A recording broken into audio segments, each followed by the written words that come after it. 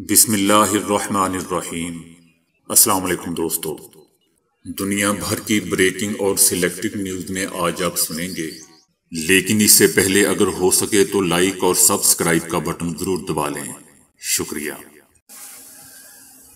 افغان طالبان نے کابل میں پاکستان مخالف ریلی کو منتشر کرنے کے لیے ہوائی فائرنگ کی ہے۔ یہ ریلی پاکستان کی افغانستان کے معاملات میں مداخلت کے خلاف نکالی گئی۔ ریلی میں اکثریت خواتین کی تھی جو کابل میں پاکستانی سفارتخانے کے باہر جمع ہو کر نعرے بازی کرتی رہی۔ مظاہرین نے بینر بھی تھام رکھے تھے جبکہ ان کی جانب سے پاکستان پر مداخلت کا الزام بھی لگایا گیا، جس پر طالبان نے ہوائی فائرنگ کی اور مظاہرین کو منتشر کر دیا۔ دوستو، یاد رہے کہ پاکستان کے حساس ادارے ISI کے سربراہ جنرل فیض حمید نے کابل کا دورہ کیا تھا۔ جنرل فیض حمید نے کہا تھا کہ وہ کابل میں پاکستان کے سفیر سے بریفنگ لینے آئے ہیں، لیکن انہوں نے طالبان حکام سے بھی ملاقاتیں کی تھیں۔ دوسری طرف طالبان کا کہنا ہے کہ افغان سرزمین پاکستان کے خلاف استعمال نہیں ہونے دیں گے اور یہاں سے کسی مجرم کو وہاں کا راستہ نہیں ملے گا۔ دونوں ممالک کی سرحد تاجروں، مہاجرین اور عام عوام کی آمد و رفت کے لیے ہے۔ جیلوں سے فرار ہونے والے قیدیوں سے متعلق پاکستان کی تشویش دور کی جائے گی۔ پاکستان اپنی سرحدوں پر دستاویزات کی چیکنگ کا مؤثر نظام چاہتا ہے تاکہ افغانستان سے کوئی مجرم پاکستان نہ چلا جائے، اور اس سلسلے میں ہم پڑوسی ملک کے تمام تحفظات کو دور کریں گے۔ انہوں نے کہا کہ کچھ روز قبل کابل میں ایک پاکستانی وفد آیا۔ انہوں نے کچھ تحفظات کا اظہار کیا کہ کچھ قیدی رہا ہوئے ہیں، اس وجہ سے انہوں نے اپنی سرحدیں بند کی ہیں تاکہ ان مجرموں کو اپنے ملک میں داخل ہونے سے روکا جائے۔ طالبان کے خلاف وادی پنجشیر میں مزاحمت کرنے والے افغانستان کے نائب صدر امراللہ صالح نے اب تک کی اپنی آخری ٹویٹ 3 ستمبر کو کی تھی، جس میں انہوں نے وادی سے بھاگنے کی خبروں کی تردید کی اور کہا کہ وہ اپنی مٹی کے ساتھ اور اپنی مٹی کے لیے اور اس کی عظمت کی حفاظت کے لیے وہاں موجود ہیں۔ امراللہ صالح نے کابل چھوڑتے وقت اپنے چیف گارڈ سے کہا تھا کہ وہ اگر لڑائی میں زخمی ہو جائیں تو ان کے سر پر 2 گولیاں مار دینا، کیونکہ وہ طالبان کے سامنے ہتھیار نہیں ڈالنا چاہتے۔ اب جب کہ طالبان کی طرف سے پنجشیر پر حتمی قبضے کا اعلان کر دیا گیا ہے تو امراللہ صالح کے بارے میں کچھ پتہ نہیں کہ وہ کہاں ہیں۔ گزشتہ جمعے کے بعد سے ان کے بارے میں کوئی مصدقہ اطلاع نہیں آئی کہ آیا وہ پنجشیر میں موجود ہیں یا وہاں سے کہیں اور بھاگ گئے ہیں۔ تاہم طالبان نے پیر کے روز ایک پریس کانفرنس میں دعویٰ کیا کہ امراللہ صالح تاجکستان فرار ہو چکے ہیں، تاحال اس دعوے کی تردید یا تصدیق ابھی تک نہیں ہوئی۔ طالبان اور دیگر ذرائع سے ایسی خبریں اور ویڈیو جاری کی گئی تھی جن میں کہا گیا تھا کہ امراللہ صالح فرار ہو چکے ہیں۔ روسی نیوز ایجنسی RIA کا کہنا ہے کہ امراللہ صالح تاجکستان کی حکومت سے ایک ایسی جگہ کے حصول کے لیے کوشش کر رہے ہیں جہاں پر وہ طالبان کے ساتھ مذاکرات کر سکیں۔ اس لیے اب اس بات کے امکانات بہت ہی کم ہے کہ امراللہ صالح اس وقت پنجشیر میں موجود ہیں۔ سینئر صحافی اعزاز سید، جنہوں نے کابل پر طالبان کے قبضے کے بعد وہاں سے براہ راست کوریج کی تھی، بتاتے ہیں کہ امراللہ صالح کم و بیش 3 روز پہلے ہی افغانستان چھوڑ کر تاجکستان فرار ہو چکے تھے۔ جب انہوں نے 3 ستمبر کو اپنے پنجشیر میں موجودگی کا اعلان کیا تھا، وہ اس وقت بھی وہاں موجود نہیں تھے۔ اس سے چند روز پہلے وہاں سے 2 ہیلی کاپٹر اڑے تھے اور ایک ہیلی کاپٹر میں امراللہ صالح موجود تھے۔ دوستو، اشرف غنی اور حمداللہ محب کے ساتھ امراللہ صالح تیسرے شخص سے جن سے طالبان شدید نفرت کرتے تھے۔ ان کے علم میں تھا کہ اگر طالبان کے قبضے کے وقت وہ وہاں موجود ہوتے تو ان کے ساتھ بھی وہی حشر ہونا تھا جو نجیب کے ساتھ ہوا۔ امراللہ صالح طالبان کے کٹر مخالف ہیں اور اکثر اور بیشتر طالبان اور پاکستان کے خلاف بیہودہ بیانات جاری کرتے رہتے ہیں۔ واٹس ایپ کے بارے میں ایک اور ایسا خوفناک انکشاف ہوا ہے جسے سن کر شاید آپ کے ہوش اڑ سکتے ہیں۔ سائبر سیکیورٹی پر نظر رکھنے والے ماہرین نے ڈیٹا غیر محفوظ ہونے کے حوالے سے ایک اور انکشاف کر دیا ہے۔ ماہرین نے انکشاف کیا ہے کہ واٹس ایپ پر بنائے جانے والے گروپ گوگل سرچ میں نظر آتے ہیں۔ صرف یہی نہیں بلکہ اس میں موجود صارفین کی تصاویر بھی نظر آتی ہیں۔ ماہرین نے خدشہ ظاہر کیا ہے کہ فیس بک کی زیر ملکیت کمپنی صارفین کے ڈیٹے کو پہلے ہی شیئر کر چکی ہے۔ یہی وجہ ہے کہ ان کی تفصیلات سرچ انجن پر بھی نظر آ رہی ہیں۔ رپورٹ کے مطابق کوئی بھی صارف واٹس ایپ گروپ کی تفصیلات گوگل کے سرچ انجن سے حاصل کر سکتا ہے، خاص طور پر ان گروپس کی تفصیلات گوگل پر ظاہر ہوتی ہیں جو پرائیویٹ نہیں ہیں، یعنی صارف ان میں لنک کے ذریعے شامل ہو سکتے ہیں۔ ماہرین نے بتایا ہے کہ یہ نقص 2019 میں بھی سامنے آیا تھا، جس کی نشاندہی کے بعد واٹس ایپ نے اسے ختم کر دیا تھا، مگر اب پھر سے یہی سلسلہ شروع ہو چکا ہے۔ ماہرین کے مطابق کوئی بھی شخص ان گروپس میں ہونے والی چیٹ کو ٹیکسٹ فائل میں تبدیل کر کے اس کا فائدہ اٹھا سکتا ہے۔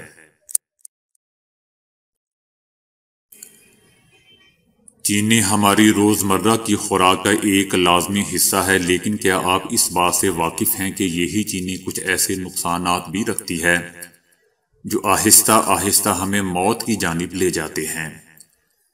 یہ ایک طے شدہ حقیقت ہے کہ چینی کا اضافی استعمال آپ کو شوگر کا شکار بنا سکتا ہے۔ ماہرین کے مطابق مختلف ذرائع سے اگر چینی استعمال کی جاتی ہے اور یوں استعمال کرنے والے جسم میں اضافی 150 کیلوریز جا پہنچتی ہے تو اس میں شوگر لاحق ہونے کا خطرہ بڑھ جاتا ہے۔ چینی کے استعمال سے خون میں پائی جانے والی انسولین کی سطح میں اضافہ ہو جاتا ہے، جو کہ خون کی شریانوں پر تناؤ کا باعث بن جاتی ہے۔ اس صورت میں انسان کو ہائی بلڈ پریشر، فالج یا ہارٹ اٹیک ہونے کے خطرات میں اضافہ ہو جاتا ہے۔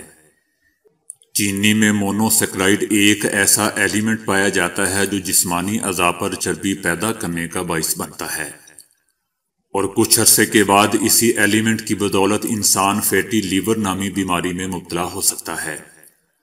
اگر چینی کا استعمال کم سے کم کرتے ہیں تو اس کا مطلب ہے کہ آپ اپنے دل کو بھی محفوظ بنا رہے ہیں۔ ماہرین کے مطابق چینی کا اضافی استعمال آپ کو امراض قلب میں مبتلا کر سکتا ہے۔ چینی کھانے سے انسانی جسم مزید چینی کا مطالبہ کرتا ہے، اور یہ مطالبہ شدت اختیار کرتا رہتا ہے۔ یہی وجہ ہے کہ جب تک آپ کوئی میٹھی چیز استعمال نہ کر لیں، آپ کو ایسا محسوس ہوتا رہتا ہے کہ جیسے آپ میں توانائی کی کمی واقع ہو رہی ہے۔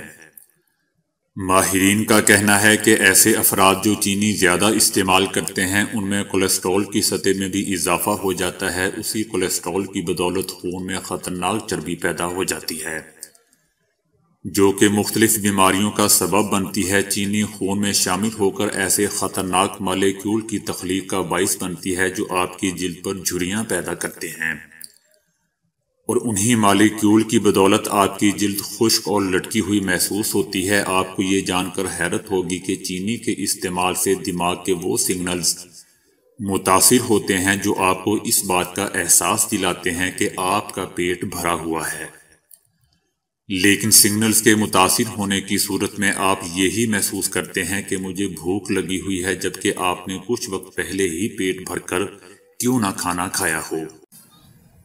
جاپان میں جتنے لوگوں نے اپنی خود کی جان لی ہے، ان کی تعداد گزشتہ 10 ماہ میں کورونا سے مرنے والوں کے مقابلے میں کہیں زیادہ ہے۔ اس بات کا انکشاف ایسے واقعات شمار کرنے والے اداروں نے کیا ہے۔ صرف اکتوبر میں ہی 2153 ایسے واقعات ہوئے ہیں جن میں اکثریت خواتین کی ہے۔ اس کی تصدیق ایسے واقعات روکنے کی رضاکار تنظیم نے بھی کی ہے جو جاپان میں ہاٹ لائن چلاتی ہیں۔